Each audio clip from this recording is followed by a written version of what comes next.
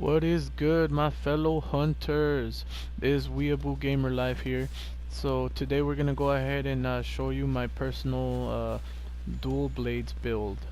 So for my weapon of choice, I'm using the Diablo's Clubs 2. Let's go ahead and just show you what it can do for now. Alright, let's go. Look at that, beautiful. 30s, 40s, 60s. Oh my god, 79. Isn't that nice?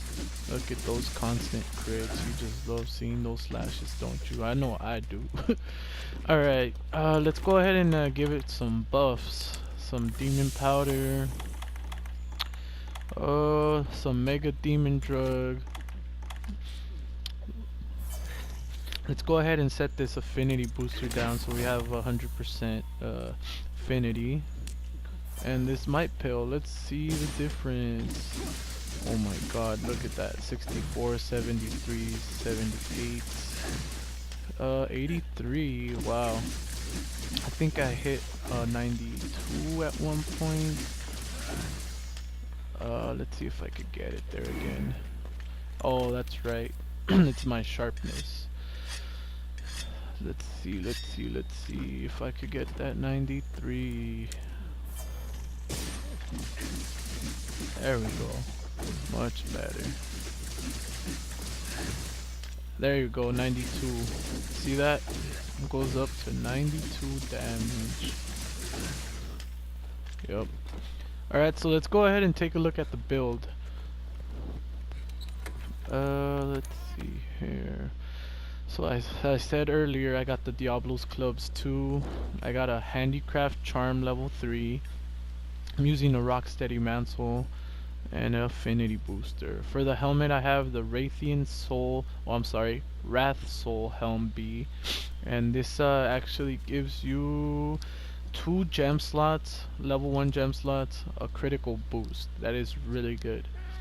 I got the Rathalos Male B with 1 level 1 gem slot and 2 weakness exploit. I also have the Kaiser Vambraces B with 1 weakness exploit and a level 3 slot gem. And I am also wearing the Otogaron Coil B with the level 2 slot gem and 2 critical eye. And then I have the Death Stench Heal B with 2 gem slots and level 1 gem slots with 2 handicraft. So let's take a look at the whole stats. Alright, got that critical eye level 7, handicraft 5, critical boost 3, weakness exploit 3, protective polish 1, and non-elemental boost 1. I don't know about you guys, but me personally, I love the way this build looks and it feels. Look at how beautifully that is neat and tidy. What I really also like about this build is that it utilizes every single slot and every single stat, and it's just all maxed out perfectly and nice and neat. Let's see, on my Diablo's Clubs I do have them augmented. I have 2 slot upgrade augmentations. The reason being is because I need to fit that protective polish gem in there. So that gives it the protective polish set bonus from the Otogaron set. It lets your weapon sharpness be protected for a whole minute, so it doesn't decrease no matter how many times you hit a monster or an object. So that's really good. Let's see. I also have that non-elemental boost, which boosts up the damage from 322 to 354. That is a really good damage boost. Seeing as how this one doesn't have an element, it's really good. Then I have, let's see, negative 10 affinity by the regular weapons without any of the other stats. With the stats, with the critical eye 7, I have it at 20% affinity. So it negates the 10% and it still gives me 20 more. So in total it's 30% affinity. Let's go ahead. So there is an alternative version to this build. What you would want to do is make that critical eye into I'm sorry, critical ice 7 into attack 7. So let me go ahead and just show you my gems real quick, so how I got this, and then we'll talk about that alternative build. Alright, so for my decorations, I have a critical jewel level 2 on the first slot of the weapon.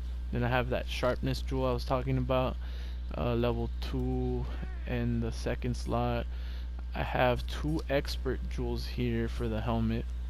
One in the chest piece, the elementalist jewel, another critical jewel so I can max it out at 3, and then 2 more expert jewels. So the expert jewels are actually what sustains the crits for this build. It's really good to have, it's really nice.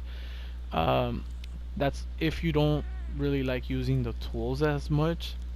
So as far as this build goes, this is pretty much it. The only other thing is there is a damage trade-off for the alternative build. So let's go ahead and talk about that alternative build. The alternative build would be switching all these expert jewels that we have here, which is 5 of them, to attack jewels. That would get you attacks 5. So once you do that, you would just have to switch the Odogaron Coil B for a Nergigante Coil B. So that would give you a +2. That would get you to attack 7. So that would be the maximum damage that you could have. The only other way to increase more damage would be for you to take off these 2 slot upgraded augmentations, and instead of those have 2 damage augmentations. But if you do that, you wouldn't have the sustained sharpness from the sharp jewel, so this slot would go away. So it's a trade-off, but if you're one that cares more about just straight up damage, that's another route to take. You could get so much more damage out of it with 2 damage upgrades, and then attack level 7 instead of this affinity. Well, yeah, so that's my build. Hope you guys liked it, and let me know what you guys think. Make sure to subscribe if you like this video, and share with your friends, you know. It'll help out a lot. Well, thanks for watching. You guys take care.